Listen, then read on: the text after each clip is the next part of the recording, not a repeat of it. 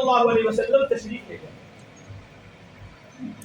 اللہ چاہتے تو براق نازل کر دیتے, اللہ چاہتے آنے واحد میں آپ کو مکہ سے طائف پہنچا دیتے, لیکن براق نازل نہیں ہوا, گھوڑا نازل نہیں ہوا, سواری آپ کو نہیں عطا کی گئی. آپ صلی اللہ علیہ وسلم پیدل گئے مکہ سے طائف تاکہ گنگو والوں کو پتہ چل جائے, حلقہ دین والوں کو پتہ چل جائے, ساری دنیا کے مسلمانوں کو پتہ چل جائے کہ تبلیغ میں تکلیف ضروری ہے, تبلیغ میں خروج ضروری ہے, تبلیغ میں چلنا پھرنا ضروری ہے. حضرت محمد صلی اللہ علیہ وسلم پیدل جا رہے ہیں. معلوم یہ ہوا کہ پیدل جانے میں مشقت زیادہ ہے, مجاہدہ زیادہ ہے, قربانی زیادہ ہے, کہ دعوت میں تبلیغ میں جتنا مجاہدہ ہوگا, جتنی قربانی ہوگی, اتنا ہی اللہ مدعو کے دل کو متوجہ کریں گے تمہاری طرف. تو پیدل گئے آپ صلی اللہ علیہ وسلم وہاں, اور وہاں جا کر آپ نے دعوت دی, وہاں جا کر آپ نے تبلیغ کی. واقعہ سب کے سامنے تفصیل سے موجود ہے, لیکن اس گشت سے, اس ملاقات سے, اس جلد پھرت سے بظاہر کوئی فائدہ نظر نہیں آیا.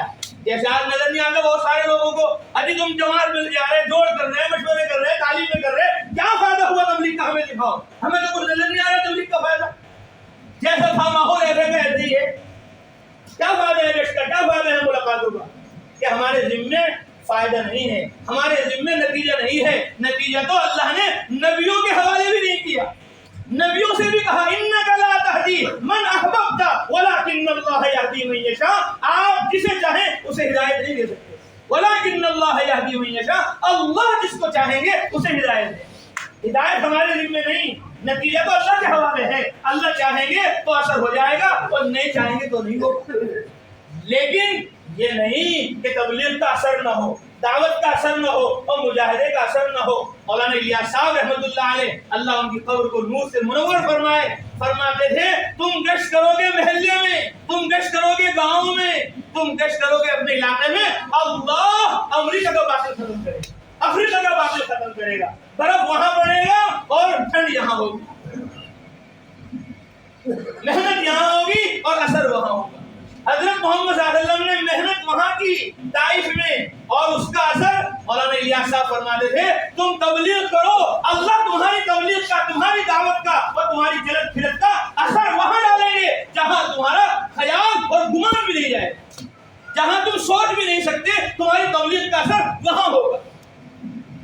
چنانچہ اللہ کے نبی وہاں سے آ گئے, کسی نے بات نہیں مانی, الٹا پتھر مارے, خون سے جوتے حضرت محمد صلی اللہ علیہ وسلم کے رنگین ہو گئے. حضرت محمد صلی اللہ علیہ وسلم تو تبلیغ کے لیے جائیں, لوگوں کی گالیاں سنیں, لوگوں کے پتھر برداشت کریں, اور ہم اور تم کہ بس ہم نے نماز پڑھ لی چھٹی ہو گئی. بعض تو نماز بھی نہیں پڑھ رہے, بعض تو قرآن بھی نہیں پڑھ رہے, بعض تو مسجد میں آنے کا نام بھی نہیں لے رہے, دوسروں کو لانا تو دور کی بات ہے. اور وہاں امام الانبیاء جا رہے ہیں طائف, تو بظاہر یہ نظر آیا کہ کوئی فائدہ نہیں ہوا, جا کر الٹا نقصان ہوا. آپ صلی اللہ علیہ وسلم کو مارا گیا, پیٹا گیا, خون بہا آپ صلی اللہ علیہ وسلم کا. لیکن اللہ کے نبی جب وہاں سے آئے, ایک باغ میں آپ نے پناہ لی, اور آپ صلی اللہ علیہ وسلم کھڑے ہو کر نماز پڑھنے لگے. کیا پڑھنے لگے؟ فرمایا داعی کا پہلا کام دعوت ہے, اور دعوت دیتے دیتے جب فراغت ہو جائے دعوت سے, اب نماز ہے. یہ نہیں کہ دعوت دی, تبلیغ کی, جوڑ کیا, اجتماع کیا اور پھر سو گئے. کہ تبلیغ کے بعد سونا نہیں ہے, دعوت کے بعد آرام کرنا نہیں ہے, دعوت کے بعد اپنے آپ کو عبادت میں تھکانا ہے. فَإِذَا فَرَغْتَ فَانْصَبْ, فرمایا فَإِذَا فَرَغْتَ, جب آپ فارغ ہو جاؤ تبلیغ سے, فَانْصَبْ, اب اپنے رب کے سامنے گڑ جاؤ. وَإِلَىٰ رَبِّكَ فَارْغَب, اب اپنے رب کی طرف متوجہ ہو جاؤ. آپ نماز پڑھنے لگے, اور نماز میں قرآن پڑھنے لگے. اور آپ قرآن پڑھ رہے تھے, ہمارے حضرت مولانا عمر صاحب پالنپوری رحمۃ اللہ علیہ فرماتے تھے حضرت محمد مصطفیٰ صلی اللہ علیہ وسلم کی تلاوت برائے تلاوت نہ تھی, آپ کی تلاوت برائے دعوت تھی. دعوت, تلاوت کے ذریعے آپ دعوت دیتے تھے. اللہ فرماتے ہیں قرآن میں اتل ما اوحی الیک من الکتاب, کہ آپ کتاب کی تلاوت کیجیے. فرما رہے ہیں وقرآن فرقناہ لتقرأہ علی الناس, ہم نے قرآن کو جدا کر کے آپ پر نازل کیا ہے. لتقرأہ علی الناس, تاکہ آپ لوگوں پر علی مکثر ٹھہر ٹھہر کر پڑھیں. تو آپ صلی اللہ علیہ وسلم نماز پڑھ رہے تھے, قرآن پڑھ رہے تھے, اتنے میں ایک جماعت جنات کی آ گئی, جو اللہ کے ایک مخلوق ہے، ایک مخلوق اللہ کی خاکی ہے انسان، ایک مخلوق اللہ کی نوری ہے فرشتہ، ایک مخلوق اللہ کی ناری ہے جن۔ جن آگے نظر آتے نہیں کسی کو، جیسے یہاں بھی ابھی جن ہوں گے بہت سارے، ہمیں نظر نہیں آ رہے، جن ہوں گے یہاں، اور جن ہوتے ہیں ہر جگہ، اللہ کی مخلوق ہے۔ یہ واقعہ بیان جو کر رہا ہوں اب، میں نے دیوبند میں بیان کیا، جوڑ میں، جوڑ کے بعد ایک ساتھی آیا کہ جی میں وہاں تھا استقبال میں، پورا بیان نہیں سن سکا، لیکن مجھے لگا کہ آپ نے کوئی جن کا واقعہ سنایا۔ میں نے کہا ہاں سنایا، کہ دوبارہ سناؤ۔ جیسے میں اس کو سنانا شروع کیا، ایک دم اس کی آنکھیں بدل گئی اور اس کا بولنے کا انداز بدل گیا اور خوفناک آواز۔ کیا ہوا؟ میں نے کہا اس کے اوپر جن آتا ہے۔ وہ جن آ چکا، جن آتا ہے آدمی کے اوپر۔ حضرت مولانا سید خان صاحب فرماتے تھے کہ تبلیغ تمہارے اندر اس طرح داخل ہو جانی چاہیے جس طرح انسان میں جن داخل ہو جاتا ہے، وہ اس کے دیکھنے کا انداز بدل دیتا ہے، وہ اس کے بولنے کا انداز بدل دیتا ہے، وہ اس کے چلنے کا انداز بدل دیتا ہے۔ ایسے ہی تبلیغ ہمارے اندر اتر جائے کہ وہ ہمارے چہرے کو بدل دے، وہ ہمارے لباس کو بدل دے، وہ ہمارے اخلاق کو بدل دے، وہ ہمارے معاملات کو بدل دے، کہ ابھی جاہل تھے عالم ہو گئے، ابھی غافل تھے ذاکر ہو گئے، ابھی بدین تھے دیندار ہو گئے، ابھی سنت کے مطابق چہرہ نہیں تھا، تبلیغ سے چہرہ سنت کے مطابق ہو گیا۔ کہ جن بدل دیتا ہے، ایک دم خوف اس پہ طاری ہوا، ایک دم وہ جن کی شکل اس کی آواز میں بات کرنے لگا، کہنے لگا تم تو اس مجمع کو دیکھ رہے ہو، یہاں ہمارا بڑا مجمع آیا ہوا ہے تمہارے سے زیادہ جنات ہوگا۔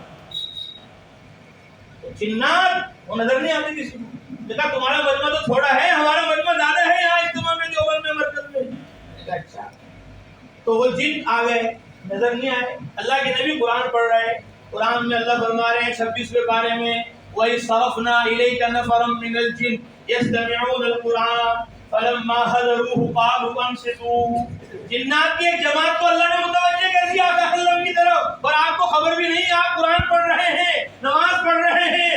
قرآن میں ہے فَلَمَّا قُضِيَ، جب آپ صلی اللہ علیہ وسلم نماز پڑھ کر قرآن پڑھ کر فارغ ہو گئے اور جنات نے وہ قرآن اللہ کی کتاب سن لی، قرآن سنتے ہی ایمان میں داخل ہو گئے، اسلام میں داخل ہو گئے، اور اسلام میں داخل ہوتے ہی جنات جب وہاں سے لوٹے، جیسے ہم یہاں سے اب لوٹیں گے مبارک 19 مسجد سے، لال مسجد کے ساتھی ہیں، فلاں مسجد کے ساتھی ہیں، فلاں گلی کے ساتھی ہیں، فلاں محلے کے ساتھی ہیں، یہاں تو آئے تاجر بن کر، کاشتکار بن کر، زمیندار بن کر، یہاں تو آئے صرف دین کی بات سننے والا بن کر، لیکن جب یہاں سے واپس جائیں تو تبلیغ والا بن کے جائیں، دعوت والا بن کے جائیں، عبادت والا بن کے جائیں، اللہ کے کام کو عالم میں پھیلانے پہنچانے والا بن کر جائیں، تو یہاں آنا فائدہ مند ہے۔ ورنہ کہاں گئے تھے؟ کہیں بھی نہیں، کیا لائے؟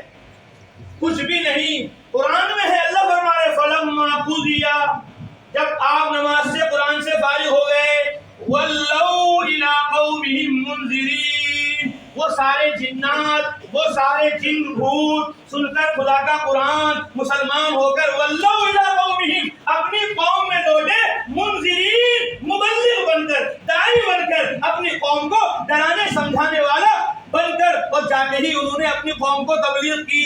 اللہ کو تبلیغ اتنی پسند ہے کہ اللہ نے قرآن میں ان کا ذکر کیا۔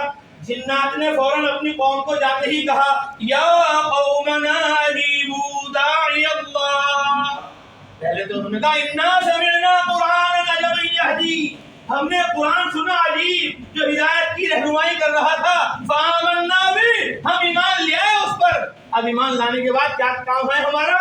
فرمایا یا قومنا اجیبوا داعی اللہ، اے ہماری قوم اللہ کے داعی محمد الرسول اللہ کی تبلیغ کو قبول کرو۔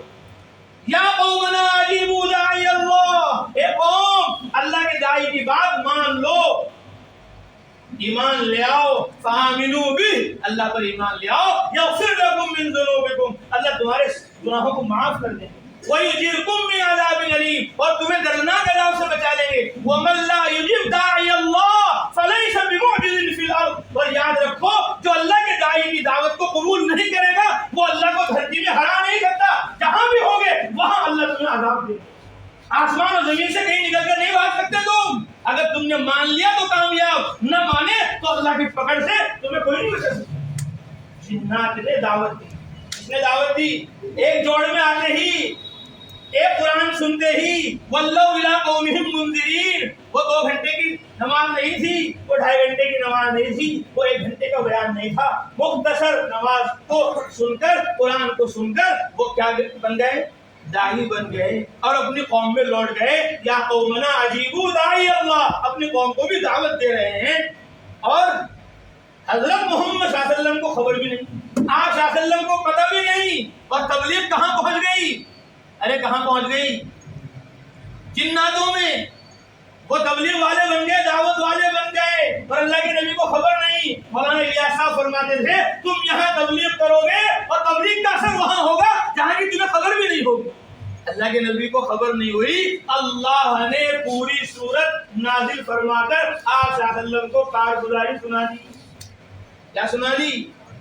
ارے آپ کی تبلیغ کا، دعوت کا اثر آپ سوچ رہے وہاں نہیں ہوا، طائف میں گھبراؤ مت، آپ کی تبلیغ وہاں پہنچ گئی جہاں آپ کو خبر بھی نہیں۔ فرمایا پوری سورت نازل فرمائی، سورہ جن، اور شروع یہیں سے کیا، قل اوحی الی، حضرت محمد صلی اللہ علیہ وسلم کہہ دو۔ کس کو؟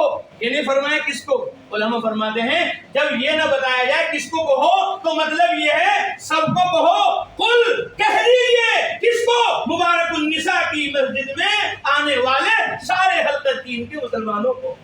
قل کہہ دو ان کو، ان کو صبح قیامت تک آنے والے انسانوں مسلمانوں کو قل کہہ دو، اوحی الی، میری طرف وحی کی گئی، مجھے اللہ نے بتایا، مجھے پتہ نہیں تھا، مجھے خبر نہیں تھی، کیا ہوا؟ قل اوحی الی، مجھے وحی کر کے اللہ نے بتایا ہے، انہ استمع نفر من الجن، جنات کی ایک جماعت نے قرآن سن لیا اور قرآن سن کر مومن بن کر تبلیغ میں چلے گئے، اپنی قوم کو کہہ رہے یا قومنا اجیبوا داعی اللہ۔ تو جنات ایک بیان سن کر داعی بن گئے۔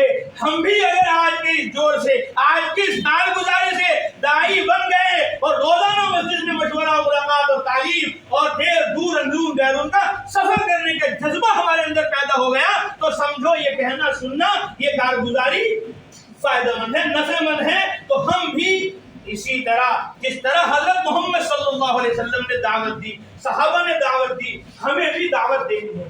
جب دعوت دی جائے گی ایمان مضبوط ہوگا، یقین مضبوط ہوگا، اللہ سے تعلق مضبوط ہوگا، پھر نماز اور روزہ، حج اور زکات اور سنت اور شریعت، پورا دین، پورا اسلام ہماری زندگی میں آتا چلا جائے گا اور ہمارے ذریعے سے عالم میں پھیلتا چلا جائے گا۔ اس لیے سب نیتیں کریں، ارادے کریں کہ لقد کان لکم فی رسول اللہ، کہ اللہ کے رسول میں تمہارے لیے نمونہ ہے۔ جیسے حضرت محمد صلی اللہ علیہ وسلم نے 63 سالہ زندگی رات دن دعوت میں، تبلیغ میں، اللہ کے حکام، اس کے پیغامات پہنچانے میں لگائی ہے، اسی طرح ہمیں بھی عبادت کرتے کرتے دعوت دینی ہے اور دعوت کرتے کرتے عبادت کرنی ہے۔ وَمَنْ أَحْسَنُ قَوْلًا مِّمَّنْ دَعَا إِلَى اللَّهِ وَعَمِلَ صَالِحًا، اللہ کہتے ہیں اس سے اچھی بات کس کی ہو سکتی ہے؟